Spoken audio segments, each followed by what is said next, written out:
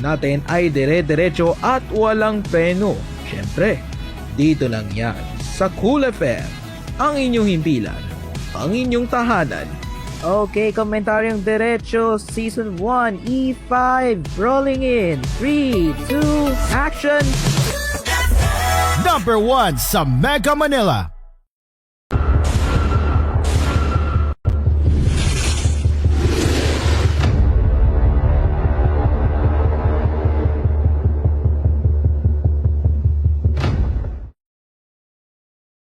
Okay, magandang gabi sa inyong lahat mga kaibigan. Ang oras sa buong kapuluan ng Pilipinas, alas 8:48 na ng gabi. Okay, magandang gabi sa ating lahat mga kalamaw. Ako nga po pala ang inyong sandigan ng bayan, Angelo Flores po. At welcome po muli dito sa komentaryo. So, pagpasensya niyo na kung bakit kulang tayo ng isang episode kasi nga I think nagka-problem. As far as I can remember, teka, tingnan ko So, June 3, 10, 7.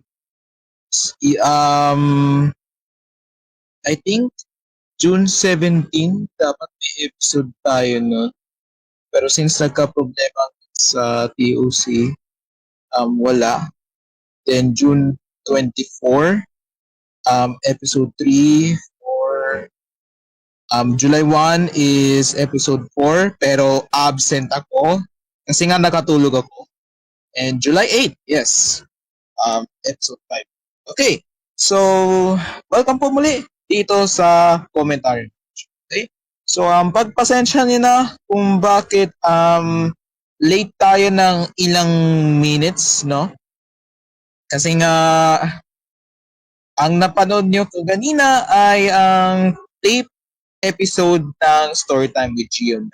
So ayun nga, at syempre po mga kaibigan, tayo po ay napapanood sa Cool FM, sorry.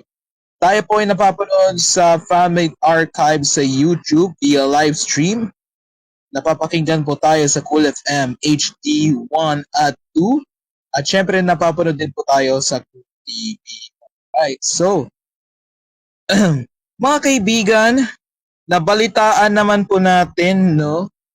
Nabalitaan po natin at maging ng ating mga commuters na effective na po ang anti-sardinas policy ng DOTR na in-enforce naman ng LTO. Pero ano nga ba ang anti-sardinas? Pero bago yan, hindi po yung sardinas na iniisip nyo hindi po yun. Ang sardinas, ang anti-sardinas policy po ng ito. So, ang anti-sardinas policy po ay na-instruct po ng or na-take effect po ni Vince Dizon, no? Pinanukalan ni DOTR Secretary Vince Dizon. Itong anti-sardinas policy. So, ano nga ba ang aim nito pero bago yan, ano nga ba ang aim ng anti-sardinas policy? So, unang-una, ito ay para maiwasan ang siksikan ng mga pasahero sa loob mismo ng mga pampubliko. Yan. At maging na rin yung mga sumasabit sa jeep. Yan.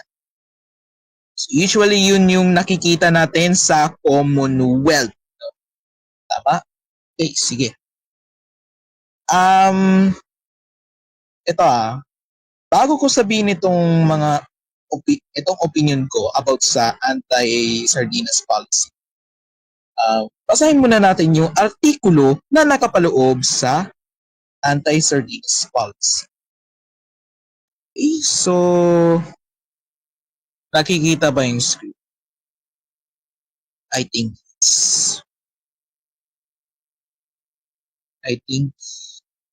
yep. Okay. So, ito, basahin natin. Upon instructions of DOTR Secretary Teka, let me this.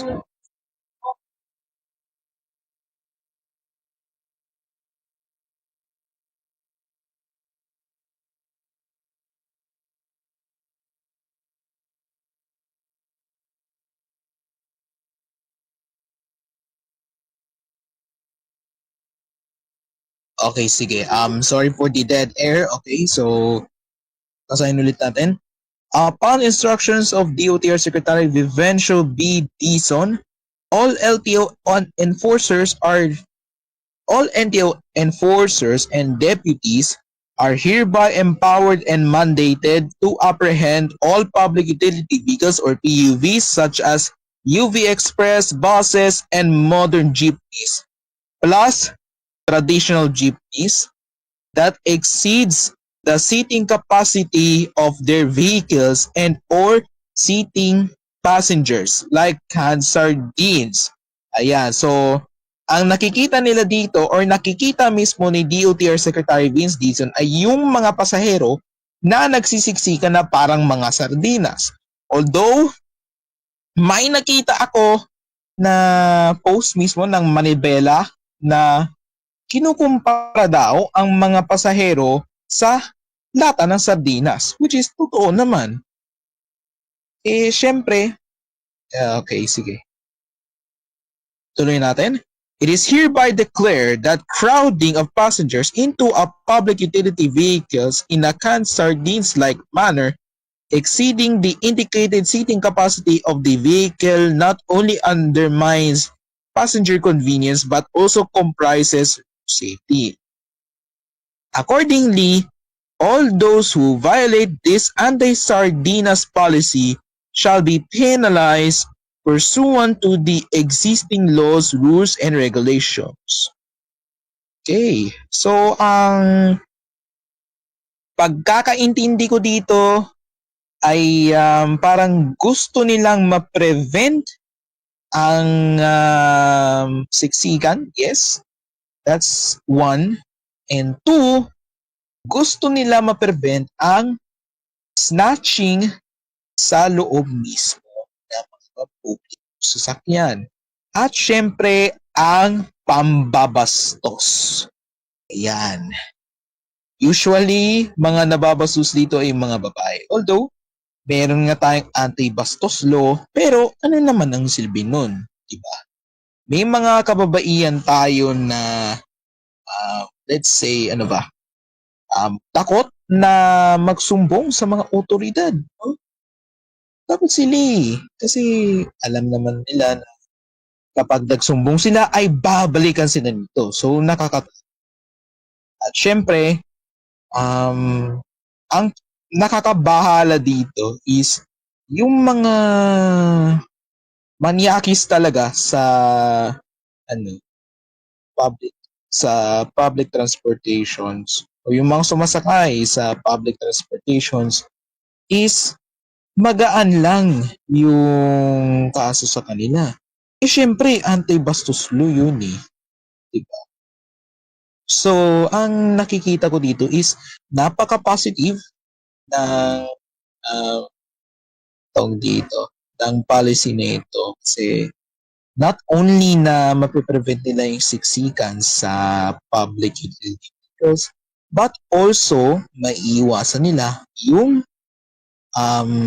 occurrence ng snatching sa loob mismo ng bus. Kasi may mga pasahero talaga na malilikot ang kamay. Diba? Kung saang parte ng kung saan sila maganda itong anti-sardinas law. Kasi nga, not only na mapiprevent na yung siksikan, but also yung snatching sa loob mismo sasakyan, mainly yung buses. Kasi alam naman natin, kapag bus, Taiwan yan, di ba? syempre, yung mga malilikot yung kamay, di ba? No? Kung saan nila inaabot yung kamay ni sa bulsa, sa bag, Diyos ko, ang bira. Kaya next time, kapag may mga biyaheros po tayo na pupunta na sa trabaho, ay lagyan nyo po ng lock. Okay? Tsaka itago nyo na rin yung susi para di nila alam. Okay, so it's now 8:58 p.m. Standard Time. Okay, so gusto ko lang magpaalala sa ating mga viewers and listeners na malaswa or okay, sige. Malaswa itong mga susunod kong sasabihin, kaya viewer discretion is advised at syempre mag-headset na lang po. Okay? Kasi ayoko na makarinig pa mula sa viewer ng Cool FM na may narinig yung kanilang mga magulang ng bastos. Kaya ulit ko po, mag-headset po kayo. Or, wala kayong headset, haan nyo na lang yung volume. Okay? Baka kasi marinig ng mga magulang niyo.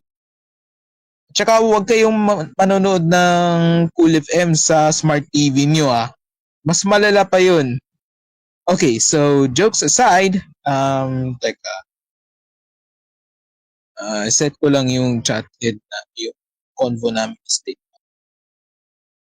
Or sige, sabihin ko na lang kasi ayoko rin naman na maipakita yung exact word na spell ay S-E-X. Okay. Alam mo sabihin. Okay, so itong sinabi sa akin ni Stickman. Sabi niya sa akin, Jello, Nora wants to have sex with you. Okay, so sa mga hindi pa po nakakaalam, si Nora ay yung nangungopia sa Tagalog TGTV Channel 15, no? Ayun. Which is owned by Kylie Montaño. Ayan. So si Nora siya ay taga-Amerika at allegedly siya po ay nagbigay or nag-submit mismo ng lawsuit laban po kay Kylie Montaño for allegedly copying Nora Media Channel 15. Nora Media Channel. So keep in mind na itong si Nora ay 12 years old. Okay? You heard it right, folks. Siya ay literally na bata. Or, malapit na siya maging teenager. Kasi 12 Sunod sa 12, 13. But, oh my God. Imagine, gusto mo makipag-sex, tapos yung makikipag-sex sa'yo is mas patanda pa sa'yo. Okay, so I'll give you guys a hint. So si Nora ay 12 years old, tapos ako 18. That's so fucking crazy. Not only na inas niya ako or nag-request siya sa akin na makipag-sex, pero sinabi niya yung in-chat, okay, in another GC itself. Okay? Oh, ina. Not only na sinabi niya yun in the another GC, pero ini-encourage niya raw ako or ini-encourage niya ako na maging PDF file or pedophile. Okay? First of all, una sa lahat, kasama si Jiggy Manikad Um, I do not condone any of those actions whatsoever. Okay? Pasensya na. On behalf of the Cool FM management and to Micom, I'm sorry kasi kailangan ko talaga sabihin to because I'm seriously mad dahil sinabi ni Nora yon. Oh my God. Tapos, ito nilabel pa niya ako as manyakis. Like, oh my God. That's so fucking crazy. Like, what? Hold on. May pruweba ba siya? Like, I don't know. May pruweba ba siya na nag-search ako ng porn sites sa Google Chrome? Like, what? Okay. Hindi ko pinalata na nagsisearch ako ng ganun. Pero, labeling me as maniakis without any visible is another layer for your lies. Kaya kung ako sa inyo guys, kapag may nakita kayong mali sa akin, nakikisali lang kayo,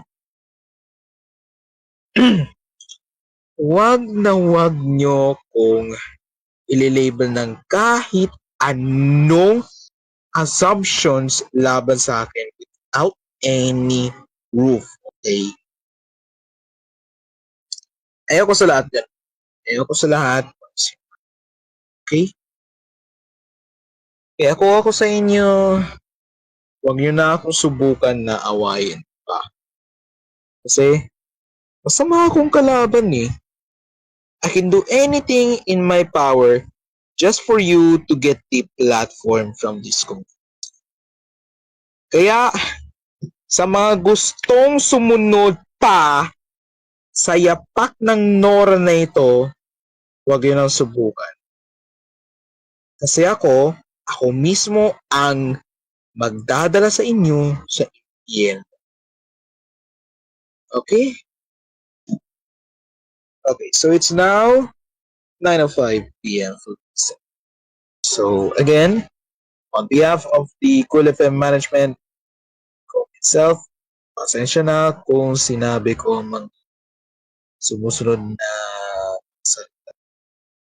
Kasi kailangan kong ano ba? Let's say sabihin yung problema ko. Ay, Diyos. Ano ba?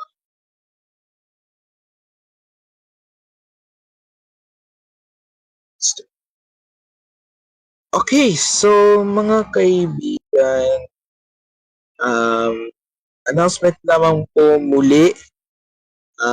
Kung nagtataka po kayo kung nasaan si Gio, I think nag-season break yata yung story time with Gio Met. Kaya siguro wala siya dito. I think. Para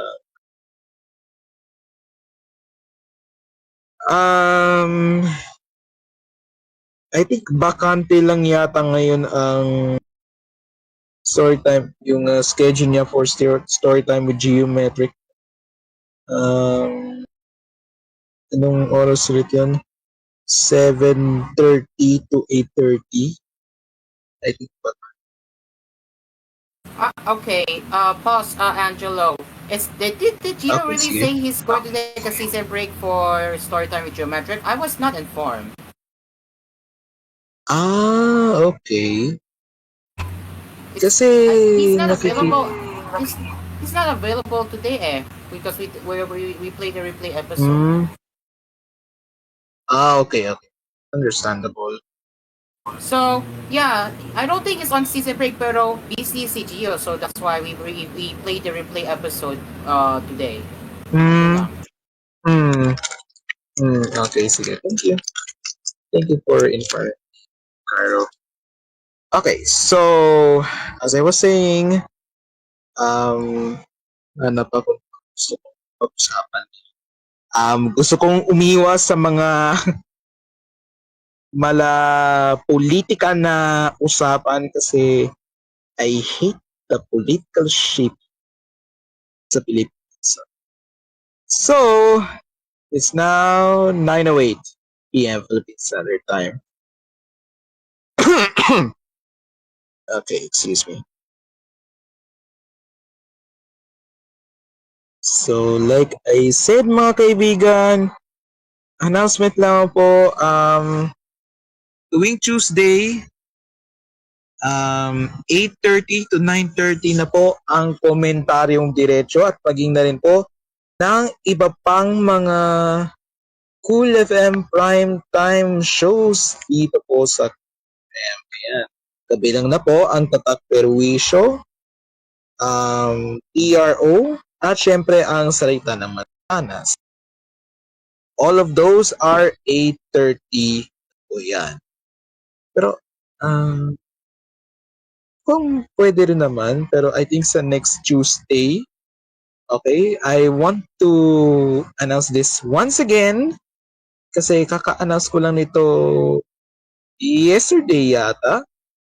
Nag-send si Gio. Si Gabriel Ansaldo. Si Dakog Ilong. Bakit ko tinatawag na Dakog Ilong si Gabriel Ansaldo? Kasi pareho kaming malaki ang ilong. Yan. That's the only explanation I want to tell. Okay, so anong bleach? Okay, see. Baka yun yung pinapan. Okay, anyways.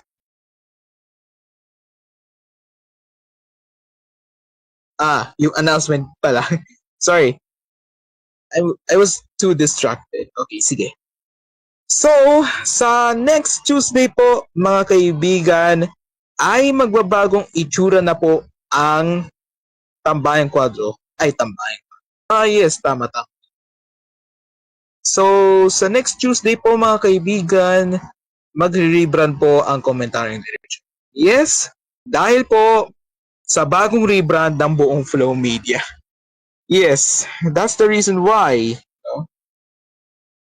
Kung hindi pa po kayo informed, pumunta na lang kayo sa KBN News YouTube channel, mag-subscribe na rin kayo. It's free lang din naman no? Makikita niyo yung bagong rebrand ng Flow Media. Mukha siyang parang sa font ng First Alert Weather. Pero karamihan ng mga katrabaho ko dito sa Cool FM, akala nila Facebook. Kasi dahil nga sa letter F eh. So yeah. I think the rest of the fan maders are aware about the new rebrand. Guys. So yun, abangan nyo na lang po mga kaibigan. And the reason why kung bakit hindi ko nagawa yung dapat sana ay bagong rebrand ng komentaryong diretso ay ginawa ko siya habang nasa school ako. Okay, so kaya ayun, matatagalan hanggang next Tuesday pa. Ito yata faucet na sa bahay. False, hindi. Para mag-gets ni Cairo yung sinasabi ko na faucet is isasend ko na lang sa Hoshi GC and the Church of Karo Kawaguri para mag-gets sinasabi. Okay, so it's 9:12 p.m. mga kaibigan. So again, tayo pa rin po ay napapanood sa Cool TV, sa Fanmade Archives YouTube channel via live stream at ay nga pala, promotional ulit.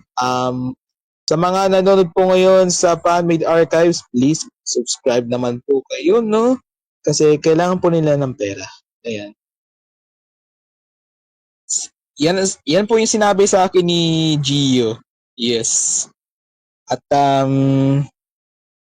wag na po kayong magtaka kung bakit paiba-iba po ng mga contents ang fan-made archives, no?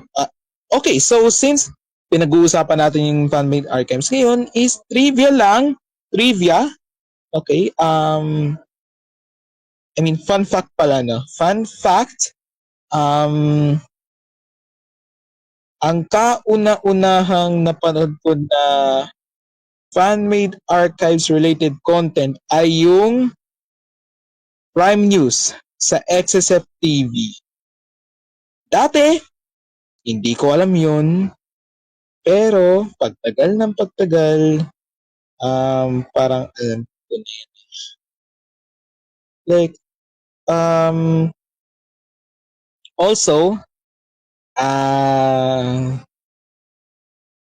may in-inspired ako na newscast out of na mula sa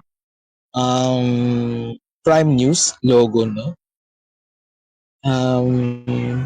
I don't want to name it kasi baka hanapin nyo sa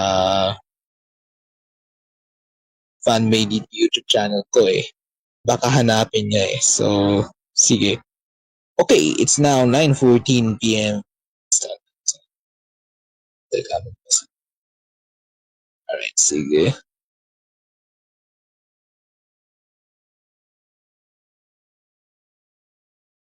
Ay, nako. So, mga kaibigan, kamusta naman yung pag-abang nyo ng suspension? Huh? Sige. Pwede naman. Okay, so dyan lang kayo mga kaibigan. Maghanap pa ako ng mga pag-uusapan natin ngayon dito sa komentaryong diretso. Kaya magbabalik po tayo pagkatapos ng mga patalastas.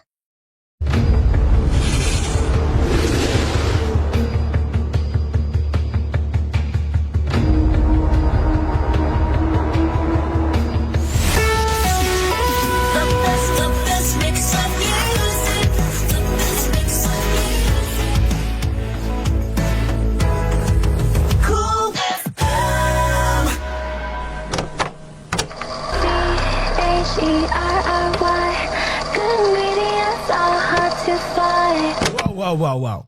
I'm gonna have to stop you there, Aya. Because good ingredients are now easy to find. With a Sunrise Beam online app, you can order from your nearest Sunrise Mall with more than 50 plus stores available and get it delivered right in front of your doorstep. Order your goods from Joy A Supermarket, Joy A Department Store, Melody Mart, PVC Drug, and more. Download the Sunrise Beam online app now and take advantage of convenience. Dito na tayo sa Joy A. Dito na tayo sa Joy A Supermarket kung saan lahat ay mura at marami mga discount. Matthew Margarine Sardines only 12 pesos plus buy one take 3 pa. Durex Condom buy one get 6 for all flavors starts at 49 pesos. Buy one Frostbite ice cream and get our exclusive The N-Word song in CD. A supermarket namin ay Joy A. Joy A Supermarket, ang paboritong budget-friendly supermarket ng Pilipinas. Joy A Supermarket, ang budget-friendly supermarket ng Pilipinas. Now in 6,900 locations around the Philippines and Southeast Asia. Celebrate the lives of your fallen family heroes with the newly opened chapels of Tahanan ng Alaala in Himlayang Pilipino. We offer premium memorial service by providing 24-hour personalized customer care with flexible funeral and chapel accommodation packages. At Himlayang Pilipino, we give honor to the heroes of your lives. For inquiries, you may contact us at 0968-896-4850 or visit us at www.himlayangpilipino.org and follow us on Facebook, Himlayang Pilipino Incorporated, and on Instagram, HPI Memorial Park. Himlayang Pilipino.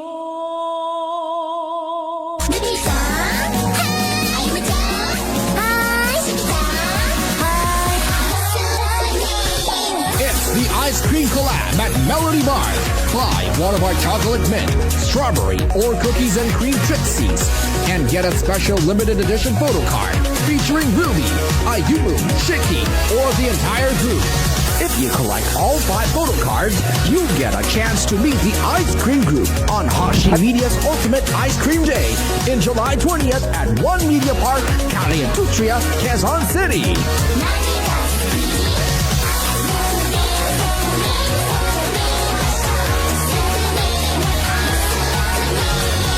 What are you waiting for? Head to your nearest Melody Mart branch and collect all 5 photo cards today. Only on your Everyday Vibe for convenience. Per DTI Fair Trade number FTEB 07504 series of 2025. Promo runs from July 5 to July 20, 2025. Melody Mart, your everyday vibe for convenience. Marami na ang gumagaling sa Sid Panyawan Herbal Capsule. Ako po si Antonio de la Cruz from Northern Cotabato. Dati po sumakit yung likod ko pero ngayon gumaling na dahil sa Sid Panyawan. Ako po si Kin at dati po sumakit po aking tiyan at likod at ulo. Ayun, ininom ko yung herbal capsule. Pagkatapos bigla ako gumaling. Ay bay, natuwa ang aking misis. Mabibili sa lahat ng drugstores nationwide. Propan TLC, kasama ni Mommy sa pag-alaga sa kids daily. With lysine plus B vitamins. Tulong para may gana kumain. Ang sarap kumain. Alaga ni Mommy para sa lakas, sigla at laki. May 100% Reni Vitamin C plus Vitamin B Complex. Tulong sa kanilang lakas at sigla at CGF plus Vitamin D. Tulong sa paglaki. With the help of Propan TLC's essential nutrients, along with proper diet and exercise, ready ang kids daily. Tulong para sa lakas, sigla at laki. Gonna be healthy. Propan TLC. Gonna be healthy. Propan TLC. Mahalagang paalala, ang Propan TLC ay hindi gamot at hindi dapat gamitin panggamot sa anumang uri ng sakit. Kami ang bahala sa'yo, baby. Ikaw at ikaw aalagaan ko. Araw-araw, gabi-gabi, forever. Ingatan at sasamahan ka. Love in life, in life. Love in life, in life. Love in life, in life. Sa in life, alaga ka. In life, a lifetime for good. To learn more, visit inlife.com.ph. OMG! Subscribe to PLDT Home Fiber for a chance to win a brand new Toyota Fortuner, free broadband for life, and 1 million pesos. Visit PLDTHome.com for more details. Promo runs from April 10 to July 31, 2025. For DTI Fair Trade permit number 221049, series of 2025. Babe, punta lang ako ng Mercury Drug. Pabili naman ako ng Biogesic at isang Gary V. Gary V? Kasama na rin ng Beanie, presented by Enervon Z+. Ha? Kasi may pa-concert ang Unilab at Mercury Drug, ang alagang Suki Fest. Just buy Unilab products, use your Mercury Drug Suki card, and upload your receipts to the alagang Unilab Rewards FB Messenger. Minimum points required. Terms and conditions apply. July 31 na sa Smart Araneta. Unilab Mercury Drug, celebrating 80 years of caring for you. Promo runs from January 1 to December 31, 2025. For DOH FDA CDRR permit number 1194 series of 2024. Paracetamol is the generic name of Biogesic. Multivitamins plus zinc is the generic name of Enervon Z+. If symptoms persist, consult your doctor. Naku anak, linisin na muna natin yung electric fan. Ayan, malinis na. At mas malakas ang hangin kahit nasa number 1 lang. Dapat talaga 2 beses kada buwan nililinis ang electric fan para makaiwas sa allergy. 46 pesos din ang tipid niyan per month, sabi ng Meralco Power Lab. Ma, sabi din ng Meralco, bumaba ang singil nila. Oo, 11 centavos ang binaba per kilowatt hour ngayong June. Sa mahigit 2,400 pesos na bill natin, 22 pesos din ang natipid ko. Dahil nakatipid ka, pwede na po ba ulit ako maglaro? Oo anak, sasabayan pa kita. Ang saya pala nito! Brought to you by Meralco.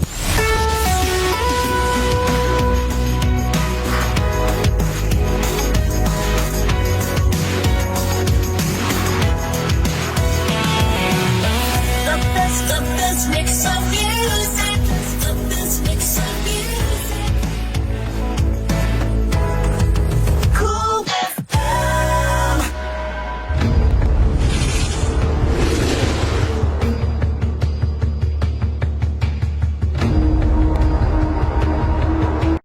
Okay. Nagbabalik ang komentaryong diretso at oras 9:22 PM Philippine Standard Time. So 8 minutes bago 9:30 p.m. Standard Time at mamaya-maya susunod na ang PQ plus 2 mga kaibigan. So, susunod naman sa ating pag-uusapan ay ang traffic enforcer na nanguhuli umano mga peak ng ang pag-uusapan natin ngayon ay ang isang traffic enforcer, ang MMDA traffic enforcer na nanganganib po ngayon na masuspindi dahil sa isang pagkakamali. So, panoorin. So, ang sinasabi niya, kasi may karga ako. So, aanihin ko etong bed na to kung hindi ko pala pwedeng kargahan. Sir, pwede mo kargahan po yan. Okay. Live tayo, brad, ha? Ang pangalan mo? Natino. Oh, Natino daw.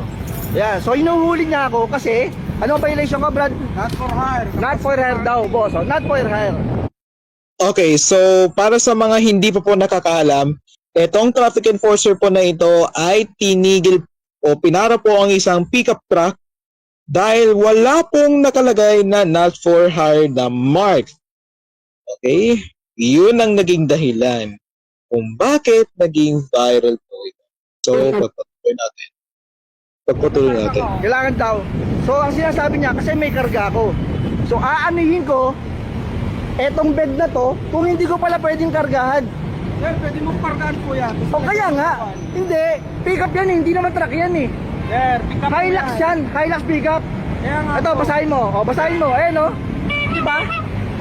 Hilux pick up. So, ibig sabihin, lahat ng ganito, kailangan lagyan ng not for hire. Yes po. Hindi. At hindi mo kung ganun. Ayan ha.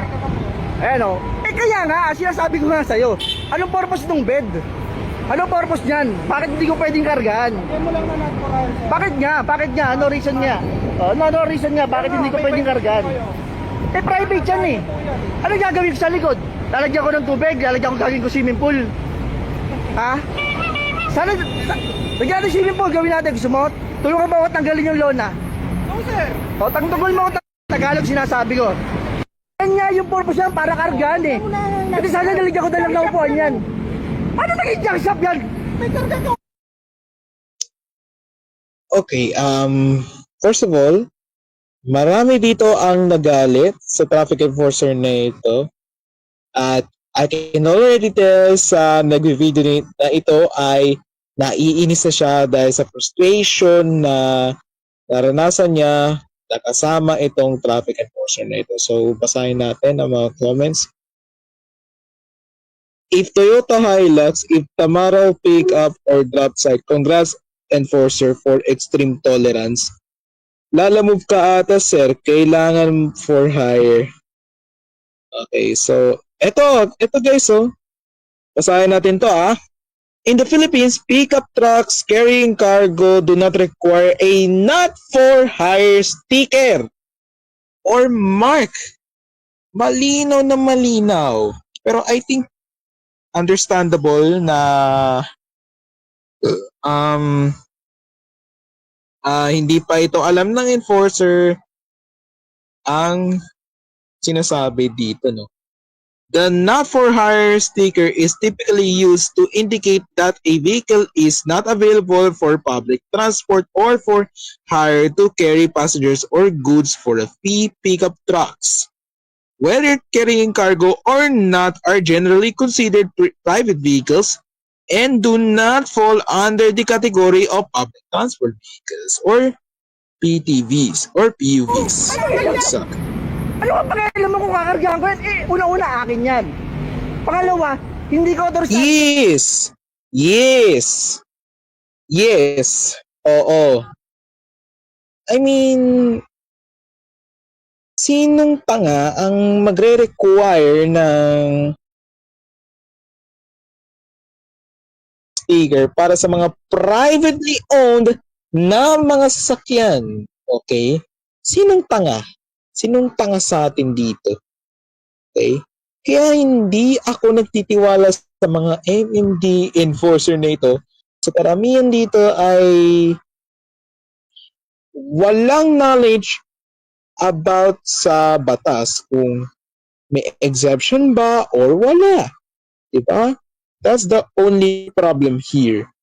Okay, that's the only problem here. Alright.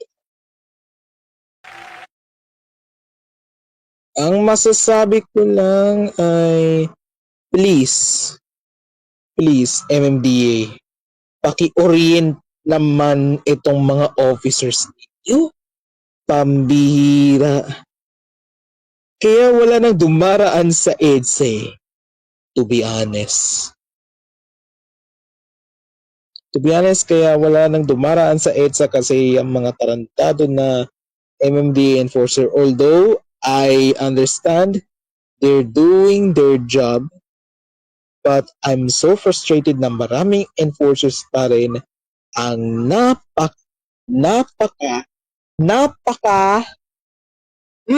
ayokong sabihin yung word na B, okay? Yung word na nagsisimula sa letter B tsaka sa letter R kasi bawal, okay? Bawal sabihin yun, okay? So hint lamang, yung sinasabi ko na word na B ay consists of 4 words, 4 letters, okay? Basta alamin na yun. Okay, so it's 9:29 PM Philippine Standard Time at dyan lang po nagtatapos ang komentaryong diretso sa nakalipas na mahigit, ewan ko kung ilang oras tayo, kung ilang minuto tayo nagtagal dito, pero anyways, hanggang sa susunod na Martes mga kaibigan, magkita-kita po tayo para po sa diretsahang komentaryo dito po sa komentaryo. At muli po, ako po si Angelo Flores, ang inyo pong sandigan ng bayan, sa ngalan po ng Cool FM at ng buong TGON Entertainment together with the Flow Media Productions. Ito po ang Cool FM, ang inyong himpilan, ang inyong tahanan. At ito ang Komentaryong Diretso. This program is produced by Flow Media Productions and together with TGON Entertainment Copyright 2025. Thank you.